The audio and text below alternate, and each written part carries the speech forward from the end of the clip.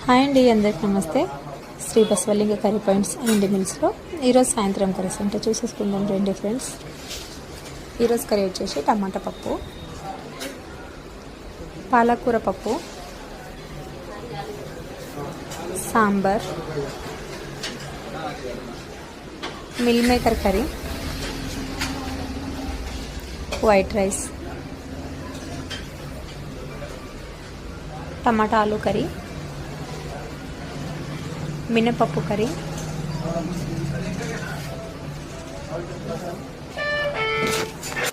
ఆలు వంకాయ ఫ్రై అండి, ఆలుగడ్డ ఫ్రై,